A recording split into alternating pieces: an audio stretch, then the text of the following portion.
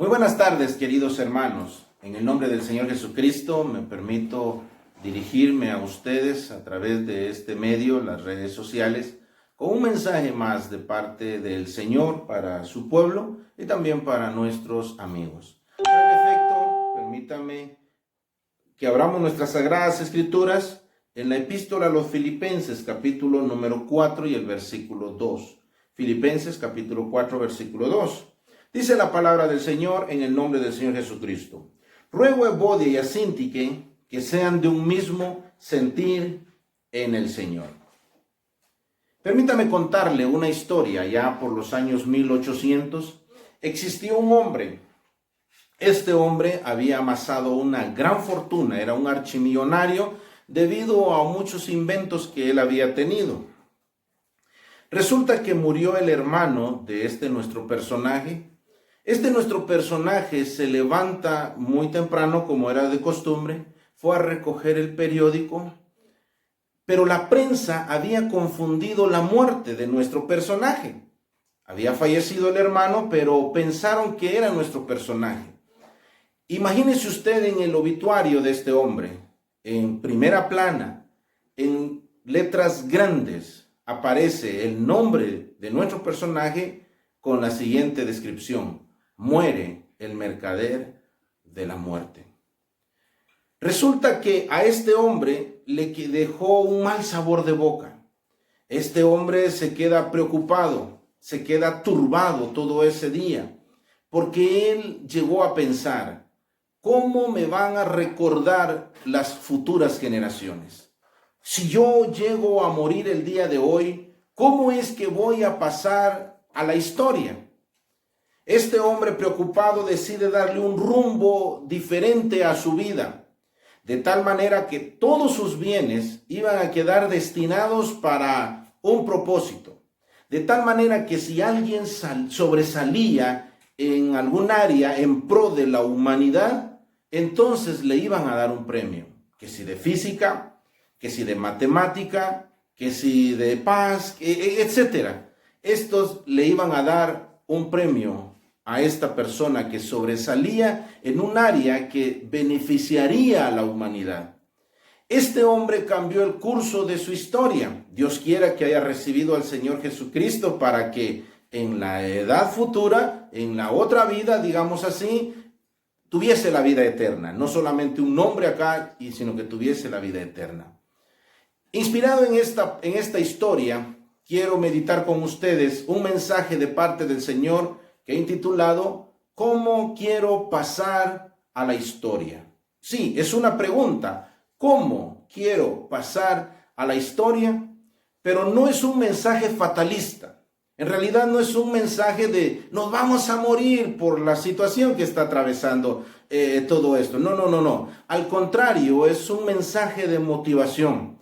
Es un mensaje donde el Señor nos quiere exhortar a nosotros de cómo vamos a pasar nosotros a la historia. En realidad, quiero meditar con ustedes algunos principios basados en la palabra del Señor, unos consejos basados en lo que el apóstol Pablo nos escribe acá a los Filipenses capítulo 4, de cómo nosotros podemos pasar a la historia.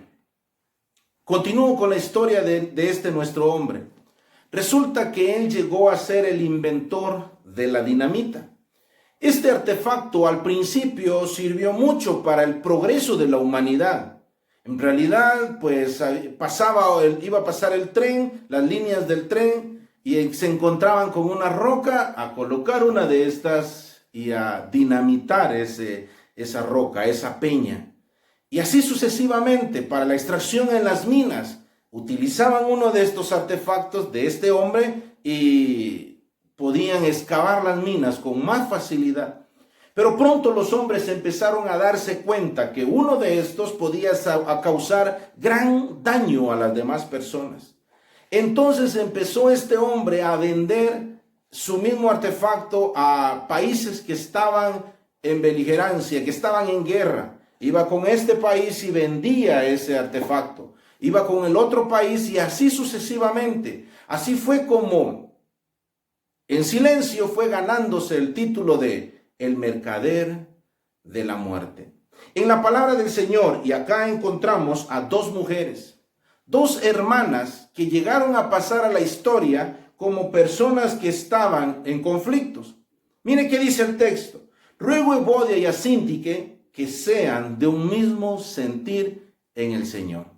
El mismo texto y las mismas palabras nos hacen pensar que estas dos hermanas tenían conflictos entre ellas.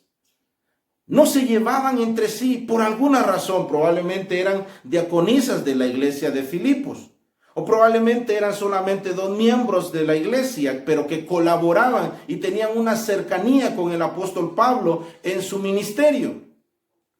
Dice la palabra del Señor, ruego a Evodia y a Síntique que sean de un mismo sentir en el Señor. ¿Cómo quiero pasar a la historia?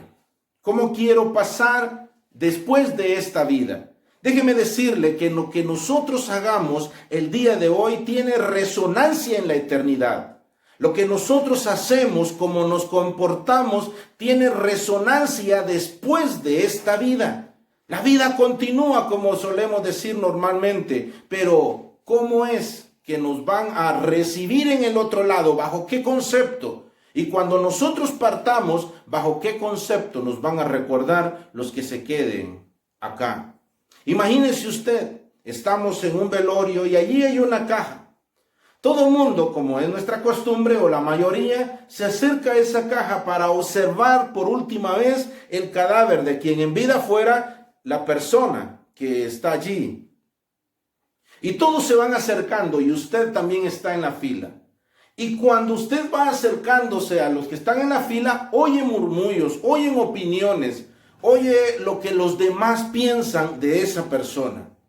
Y cuando se acerca ya, usted levanta la ventana de la caja y observa que es usted. Observo que soy yo. ¿Qué es lo que los demás están diciendo? ¿Qué es el concepto que este hombre dejó o esta mujer ha dejado para todas las personas que le están observando? Más preocupante aún, ¿con qué concepto he recibido allá en el otro lado al cruzar el río? Queridos hermanos, esto nos debe de hacer pensar a nosotros, porque ¿cómo es que vamos a pasar nosotros a la historia? Mire qué dice la palabra del Señor en el versículo número 3. Tenemos unas muy buenas opciones que el apóstol Pablo nos presenta acá. Dice la palabra del Señor, asimismo, te ruego también a ti, compañero fiel, que ayudes a estas dos que combatieron juntamente conmigo en el Evangelio, con Clemente también y los demás colaboradores míos, cuyos nombres están en el libro de la vida. ¿Qué tal si pasamos nosotros a la historia como colaboradores? Cuando los demás están allí preocupados, están afanados, cuando los demás están viendo cómo se extiende el reino de los cielos, nosotros estamos allí dispuestos a colaborar. Cuando se necesita una oración, cuando se necesita un consejo, cuando se necesita algo y voltean a ver y precisamente nos ven a nosotros allí. ¿Qué tal si pasamos a la historia como colaboradores? Dice la palabra del Señor que estas dos hermanas, Evodia y Síntique, ellas colaboraron en algún momento en el Evangelio, pero me llama mucho la atención que dice la palabra del Señor, estas que combatieron juntamente conmigo en el Evangelio. O sea que al momento en que Pablo las reprende y exhorta para que sean de un mismo sentir en el Señor, en ese momento ya no eran colaboradoras. Ya no estaban ellas colaborando, ya no estaban combatiendo juntamente con el apóstol Pablo en el Evangelio. Combatimos nosotros a la par de los hermanos y hermanas, a la par de la iglesia, combatimos nosotros en pro del Evangelio o nosotros estamos destruyendo o colaborando, mejor dicho, para que se hable mal del Evangelio debido al testimonio que nosotros tenemos. Dice la palabra del Señor, yo te ruego a ti, compañero fiel, que ayudes a estas que combatieron juntamente conmigo en el Evangelio. Y también dice la palabra del Señor, con otros más que eran colaboradores míos. De aquí saco otro principio, ¿Qué tal si pasamos nosotros a la historia como personas que ayudan a los hermanos? Dice la palabra del Señor que ayudes a estas que combatieron juntamente conmigo en el Evangelio. Ayudar, apoyar, motivar a los hermanos. Pero este carácter de ser colaborador, de ser ayudador, de ser un combatiente a la par de los apóstoles de la iglesia, a la par de los hermanos y hermanas con buen testimonio, esta labor de apoyar y ayudar solamente está reservado para algunos, aquellos que son clementes. ¿Ha entendido el significado de este nombre, verdad? Unos que hace uso de la clemencia. Una persona que es misericordioso, que es clemente, y esta persona puede ser un ayudador. Dice la palabra del Señor en el versículo número 4. Regocijaos en el Señor siempre. Otra vez os digo, regocijaos. ¿Qué tal si pasamos a la historia como personas que se regocijan en Cristo? Como dice el himno, soy feliz en el servicio del Señor. Muy alegre, tan alegre. ¿Nos regocijamos en la presencia del Señor? ¿Nos regocijamos en el Señor siempre? Quiero que se dé cuenta de algo. Y mire cómo es nuestro gozo, cómo es nuestro regocijo. Es completamente diferente al regocijo del mundo. El gozo del mundo tiene que ser externo, viene de afuera. El gozo del creyente viene desde adentro hacia afuera. El gozo del mundo tiene que estar basado en algo externo y tiene que seguir manteniendo eso externo, pues de lo contrario se les acaba. A ver si el licor les dura para siempre. Eso es algo externo, les da cierta paz en algún momento. En realidad es un acto de cobardía porque están huyendo de sus problemas por unos momentos. ¿Qué tal las drogas? ¿Qué tal el sexo? ¿Qué tal todos esos vicios? ¿Qué tal la diversión misma? No es un pecado divertirse en algún momento, pero que ese sea el motor para nuestro gozo, pues eso es lo que está puesto en duda. Regocijaos en el Señor, dice la palabra del Señor. Cualquiera podría pensar, es que el apóstol Pablo estaba de vacaciones, el apóstol Pablo le habían dado vacaciones ministeriales, tal vez se fue a un crucero. No. El apóstol Pablo se encontraba en una prisión. Permítame usar como referencia cuando se sentó el testimonio ahí en Filipos. El apóstol Pablo dice que cuando entró el evangelio allí, Lucas nos registra en Hechos que al apóstol Pablo lo habían azotado mucho. Lo habían llevado al calabozo de más adentro. Y además de eso, le habían puesto cepos en sus pies. Pero era el momento en que el apóstol Pablo, juntamente con su compañero de misiones, Silas, era el momento de retroceder. Era el momento en donde podía decir, si esto es ser cristiano, entonces mejor me regreso. Mejor dejo todo esto acá. Era el momento. Pero el apóstol Pablo, al contrario, en lugar de quejarse, el apóstol Pablo, en lugar de estar lloriqueando, en lugar de estar diciéndole al Señor, ¿por qué? Leemos en la palabra del Señor que a la medianoche Pablo y Silas cantaban himnos al Señor. Hacían un precioso culto de oración y un precioso culto de adoración al Señor. ¿Y cuál fue el efecto? ¿Cuál fue el resultado? El resultado fue un carcelero convertido, una familia de este carcelero convertidos al Señor, y allí empieza la iglesia de Filipos. ¿Qué es lo que tenía el apóstol Pablo? Utilicemos esta expresión. ¿Cuál era el secreto del apóstol Pablo? Pues era esto: regocijaos en el Señor siempre. Otra vez os digo, regocijaos. El gozo del apóstol Pablo venía de adentro hacia afuera, porque estaba en Cristo Jesús, Señor nuestro. Ahí sí que, como cantamos con aquel coro, hay un motivo de grande gozo. ¿Y cuál es ese motivo de grande gozo? No es porque vaya bien la empresa. El motivo de grande gozo no es porque estamos bien en todo, la salud, no, al contrario. El motivo de grande gozo, dice el coro, es porque Cristo Jesús vive en mí. ¿Qué tal si pasamos nosotros a la historia como personas que se gozan en Cristo Jesús, Señor nuestro. Dice la palabra del Señor, mire otra opción que nos da la palabra. Dice el versículo 5, vuestra gentileza sea conocida de todos los hombres, el Señor está cerca.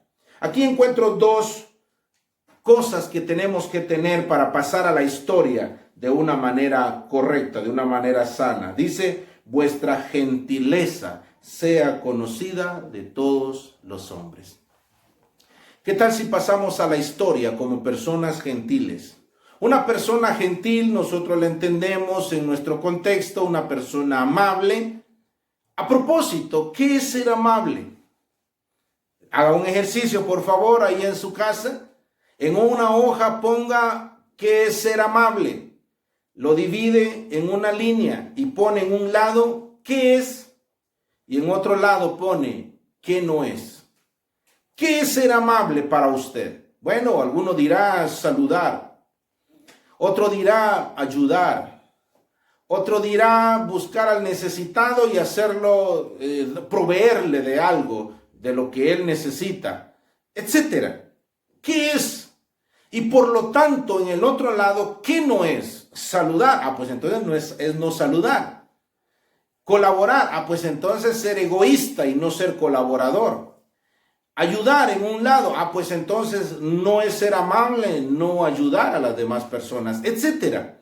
Pero en realidad el diccionario nos dice que amable significa digno de ser amado, fácil de amar. Así de sencillo. ¿Somos fáciles de amar? ¿Somos dignos de ser amados? Pero no somos dignos de ser amados por imposición, sino que en realidad somos dignos de ser amados por nuestras acciones, por la manera en que nosotros nos comportamos delante de las personas. Como le dijeron a aquel rey de Israel, si tú les sirvieres a ellos, ellos te servirán a ti. Todo, dicen algunos, todo lo que nosotros damos, pues regresa. Y esto es cierto. ¿Somos nosotros amables? ¿Somos nosotros gentiles? ¿Somos dignos entonces que las personas nos amen? ¿Somos fáciles de amar? Una persona que es gruñona, una persona que es regañona, una persona que ahí sí que no se le puede hablar, no se le puede reprender, no se le puede decir nada. En realidad una persona así es difícil estar a la par de esa persona. ¿Cuántas esposas estarán de acuerdo conmigo que un hombre que es gruñón, un hombre que es un ogro con su esposa, se les hace difícil someterse a la autoridad de ese hombre? ¿O cuántos esposos estarán de acuerdo conmigo también en donde una mujer gruñona, muy ogra, una mujer de esa forma de malhumorada, algunas veces se levanta contenta, otras veces se levanta enojona, regañando por todos lados, y ¿sabe qué es lo peor de todo? Le echan la culpa al pie con el que se levanta. ¿Me levanté con el pie derecho o me levanté con el pie izquierdo? Siempre le echamos la culpa a nuestra carnalidad, a alguna otra cosa, o su sangre es pesada, solemos decir también, pero en realidad son nuestras acciones. ¿Cómo es que nosotros queremos pasar a la historia? Y el apóstol Pablo nos dice que nosotros pasemos a la historia por nuestra gentileza. Hay otra opción. El apóstol Pablo nos dice, el Señor está cerca.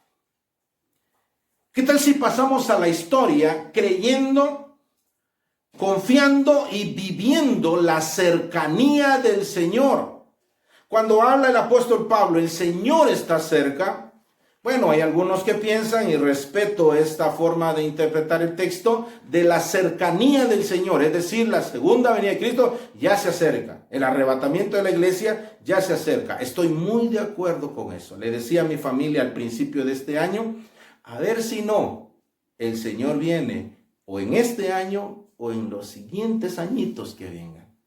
Las señales se están cumpliendo en realidad. Pero creo, mis amados hermanos, en el nombre del Señor Jesucristo, que la cercanía a la que el apóstol Pablo se está refiriendo es a la cercanía del Señor en nuestras vidas, en todo lo que nosotros hacemos. En ninguna parte de este contexto se habla de la segunda venida de Cristo para pensar que se refiere a la segunda venida de Cristo. Otra vez, sabemos que la segunda venida de Cristo está cerca. Eso sí es un hecho. Pero se refiere en nuestra interpretación del texto a la cercanía del Señor en nuestras vidas.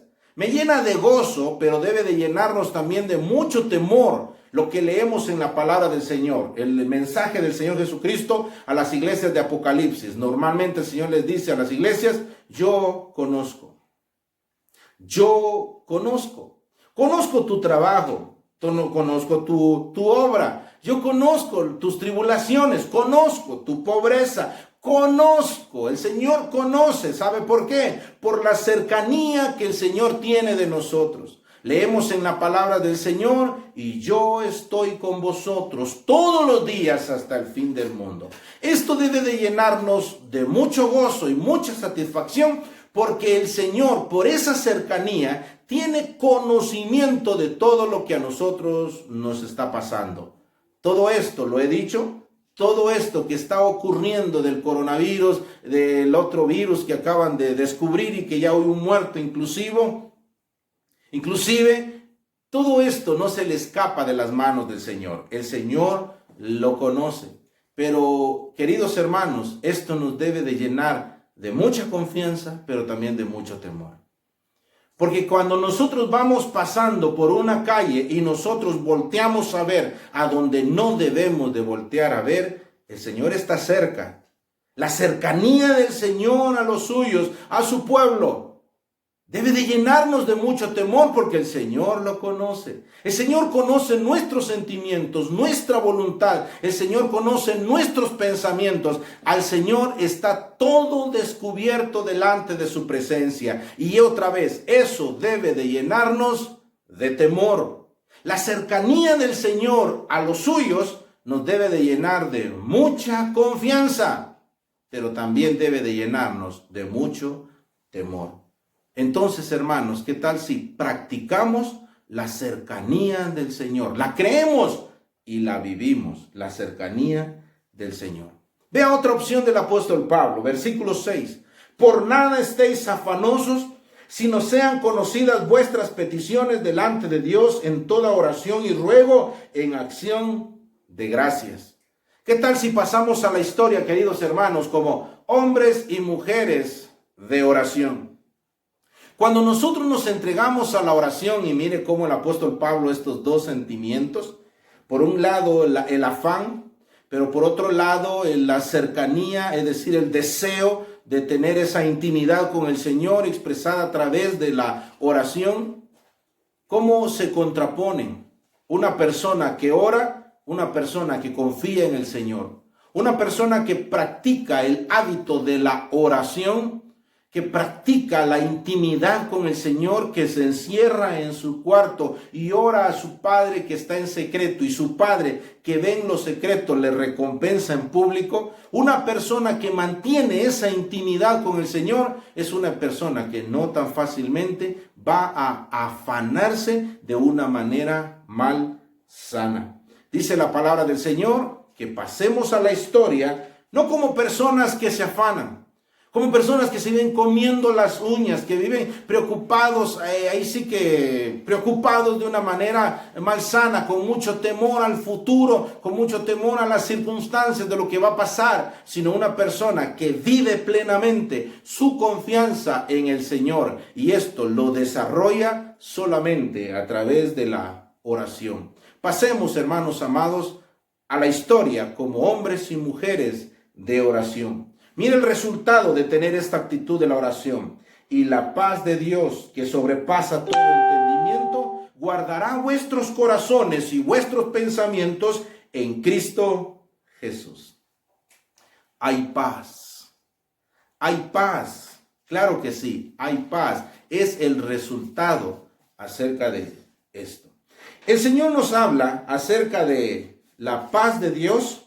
Y en el versículo 9 nos habla de el Dios de paz. Y dice la palabra del Señor que la paz de Dios, el apóstol Pablo lo ejemplifica como un centinela, como un guardián. Dice, guardará vuestros corazones y vuestros pensamientos en Cristo Jesús.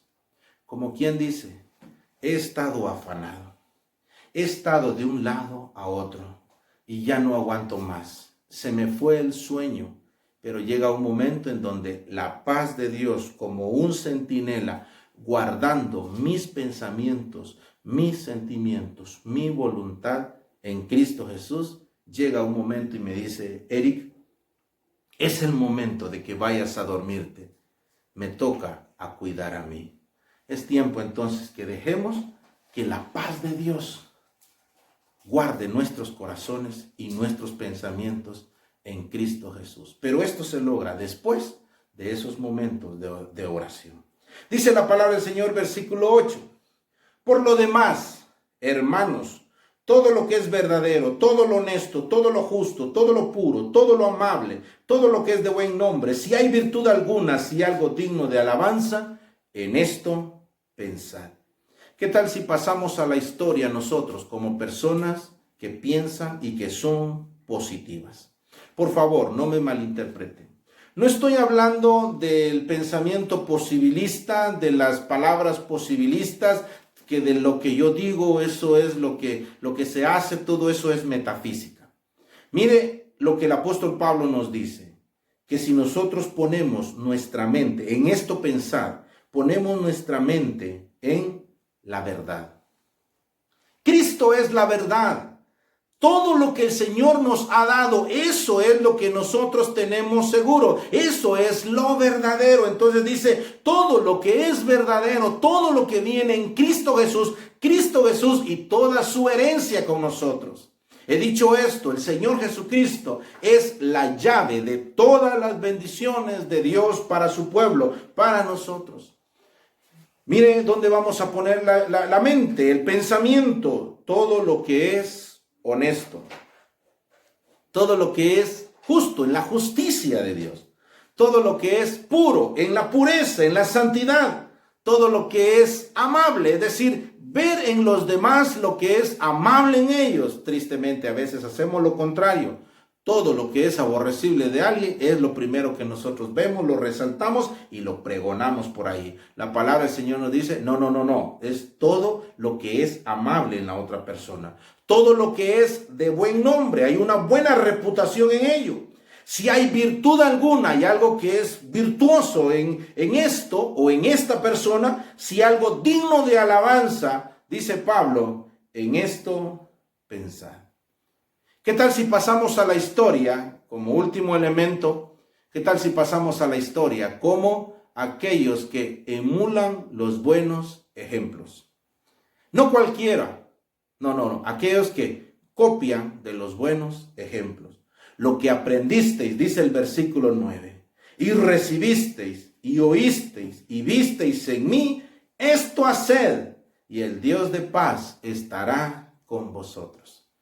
¿Qué tal si pasamos a la historia entonces como personas que ayudan, como personas que son colaboradoras, como personas que se regocijan en el Señor, como personas que son gentiles, como personas que viven y celebran la cercanía del Señor en sus vidas, como hombres y mujeres de oración, como personas que son positivas al pensar, como personas que copian lo mejor de los otros.